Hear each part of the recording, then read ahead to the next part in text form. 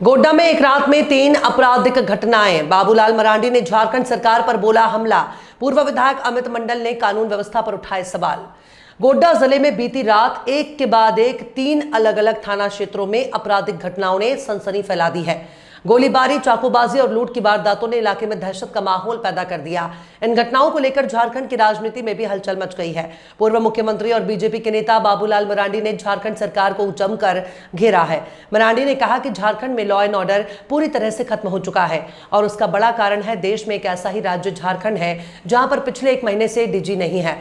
विधिवत रूप से झारखंड जैसे राज्य में इस प्रकार की स्थिति देश में कहीं भी नहीं मिलेगी। झारखंड में कोई भी सुरक्षित नहीं है। आम नागरिकों से लेकर पत्रकारों तक को डर के साए में जीना पड़ रहा है। पत्रकार भी बचकर रही है। उन्होंने सवाल उठाया कि जब राज्य में पुलिस कप्तान तक नहीं है तो कानून व्यवस्था की क्या स्थिति होगी।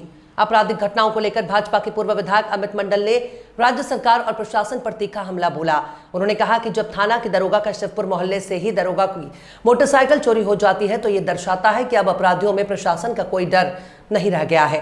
पूर्व विधायक मंडल ने कहा कि अगर पुलिस प्रशासन ही सुरक्षित नहीं है तो आम जनता की सुरक्षा की कल्पना भी नहीं की जा सकती।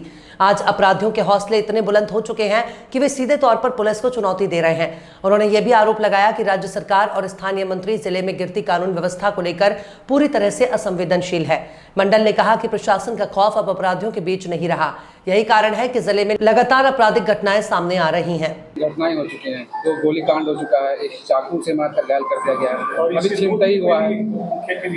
तो क्या कहेंगे इस तरह के अपराध? पहली बात तो मैं कहूँगा कि झारखंड में लॉ एंड ऑर्डर पूरी तरह से खराब है और उसका बड़ा कारण है देश में झारखंड ही एक ऐसा राज्य है जहां पर पिछले 1 महीनों से डीजी नहीं है विधिवत रूप से। जिसके हाथों काम दिया गया है वो 30 तारीख को ही रिटायर कर गया, अवकाश प्राप्त कर दिया 30 अप्रैल को, और पूरा मई गुजर गया। अब जून भी आज कितना है 5 तारीख। तो इस प्रकार की स्थिति देश में कहीं भी आप खोजेंगे तो आपको नहीं मिलेगा।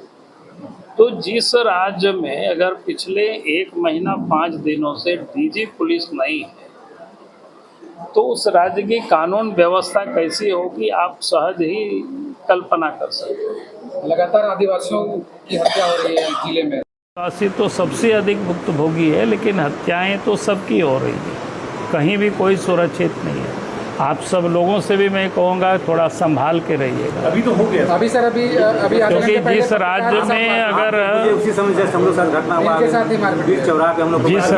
जिस राज्य में अगर पुलिस कप्तान ही नहीं होंगे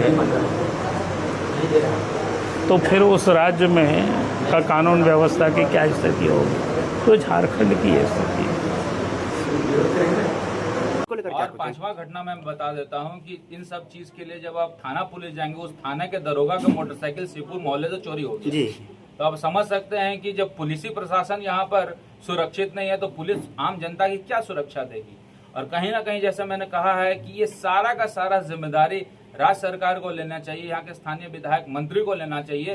क्योंकि आपके थाने में जब ट्रांसफर पोस्टिंग के नाम से पैसा लेके और एक जात समुदाय के लोगों को गुजार दिया जाएगा तो फिर वो निष्क्रिय काम करेगा, वो कोई काम ही नहीं करेगा। यही हो रहा है, ट्रांसफर पोस्टिंग के नाम पे पैसा लेके उगाही करके ट्रांसफर पोस्टिंग किया जा रहा है, जिसके कारण वो व्यक्ति जो है, जो थाने में बैठा है, जो ब्लॉक में बैठा है, वो कोई कार्रवाई नहीं करता। जब कोई कार्रवाई नहीं होगा तो प्रशासन का खौफ और प्रशासन का डर अपराधियों से हट जाएगा, और जब अपराधियों से प्रशासन का खौफ हट जाएगा तो इस तरह की घटना सरेआम होगी, इसको कोई रोकने वाला नहीं।